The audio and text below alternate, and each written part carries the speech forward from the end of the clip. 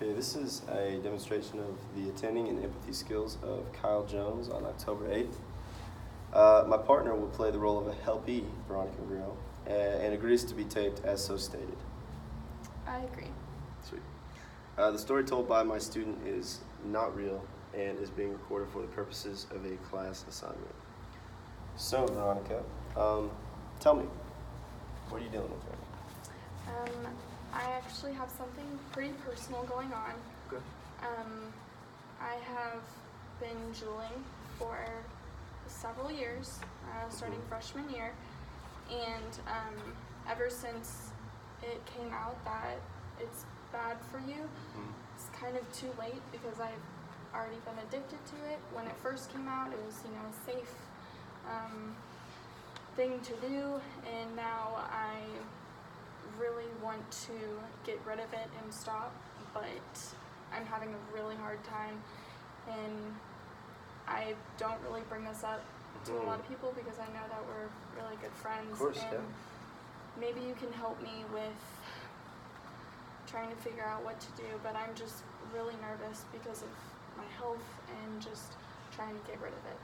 Absolutely. Okay, so what I'm hearing you say is that you're struggling with this addiction.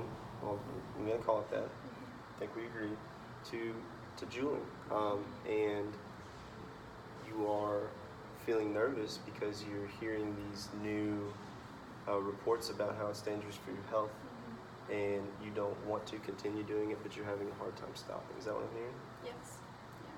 Wow. All right. So then let me ask. Tell me again how long you've been doing it. I started freshman year of college, and I'm a senior now. And I used to freshman year. I actually vaped. I had a. Okay. It was a vaporizer. Right. And I got rid of that in about sophomore year. Okay. I got the Juul because I think that's when it started to come around, and everybody was doing it. And I know, if everybody jumps off a ledge, don't do it. It's okay, But yeah. I started doing it, and then I just got addicted, and I've been doing it for about 3 years now.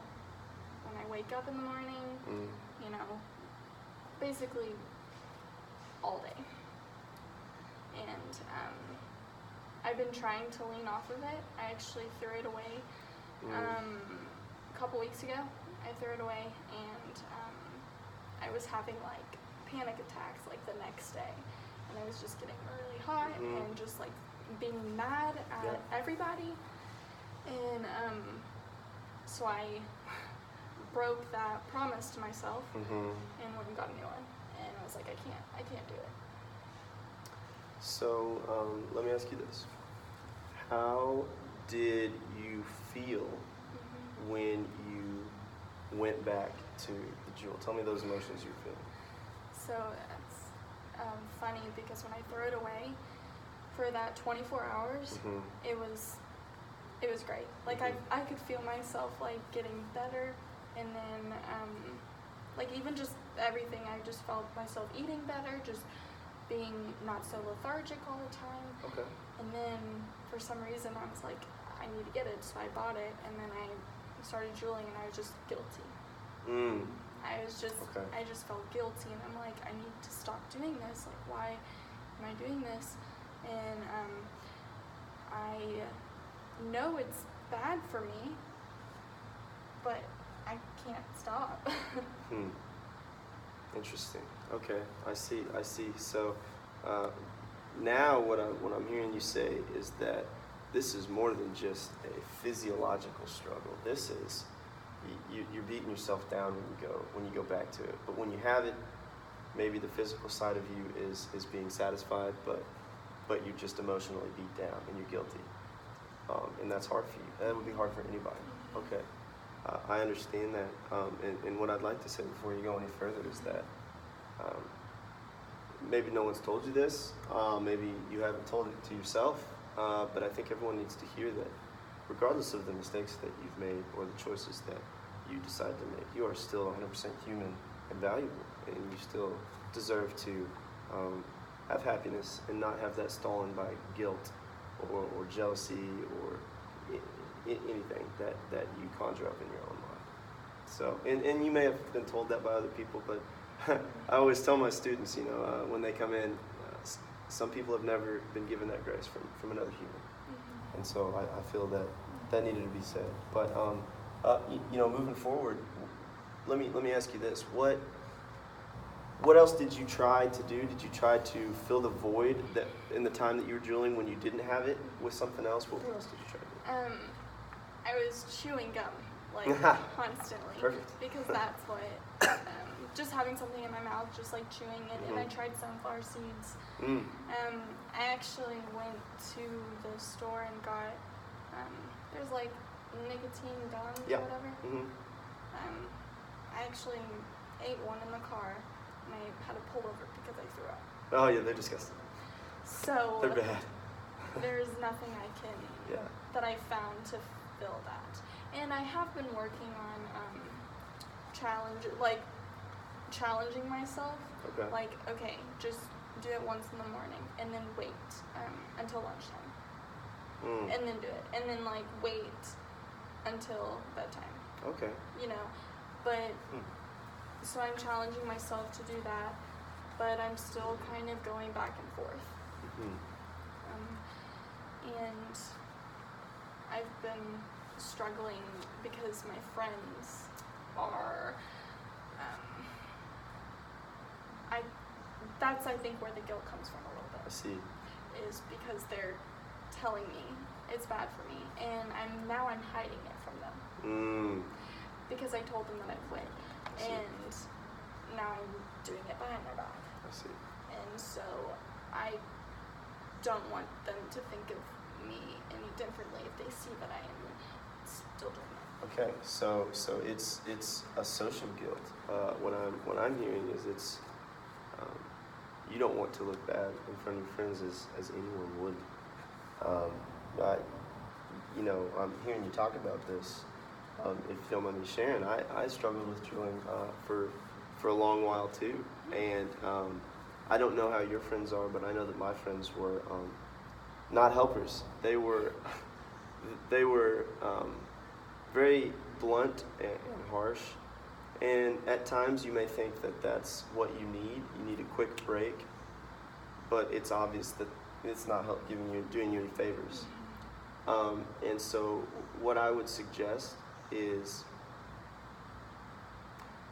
doing something that you're worried about behind people's back is, I think that you've stated this, is that's worrisome because you don't want this to progress any farther. So if I were to advise you to do anything, if you respect these friends and I feel that they respect you, I would go to them and say, hey, listen guys, I'm struggling with this. I am continuing to do it. I don't want to lie to y'all because I respect y'all as friends. Will you help me, keep me accountable in any way, whether that be text me in the morning, schedule your phone to send a text, hey, chew gum, or go run or something like that. But I think honesty with your friends it'd be the best plan of action at this point, because I know that I'm sure they care about you and want to see you succeed. And I know it's a personal issue where that's what I've been. It's my decision. I'm the one that needs to stop. Nobody else can. Right. They can help me, but I'm the one who has to do it. And I actually agree with you where it's almost worse when you're hiding it. That's that you brought up the fact that I do actually kind of feel worse about hiding it because I know that it's a bad thing, and I'm realizing that, but I just wish they weren't so judgmental. I see. Well, then we have two ways we can go. If you can obviously be forthcoming with them, and you can say, hey, this is what I'm going through, and you can help me. But if you feel some pushback with them, and they're instead of wanting to help you, they're judging you, or they're condemning you for what you're doing, that's not going to help anybody. And so there's hotlines you can call. There's groups of people. I know for a fact there's one at the University of Arkansas. People, college students, young men and women who we're in a generation where it's almost like the 50s and 60s. Instead of cigarette smoke, it's vaping, but it's still nicotine is nicotine, and it affects dopamine and it affects your happiness, whether or not how happy you are outside of it. It affects the dopamine receptors, and so I think a support group is what you need. You need people that aren't going to judge you, but you need people that are going to be honest with you in a loving way. And so I think that a good plan of action for you could be try to go to your friends with the knowledge that if they're not receiving what you're saying kindly and lovingly, then those are not, they can still be your friends, but those aren't the people to go to try to help you out of this. And there's resources, and I can show you those resources after this meeting. Yeah.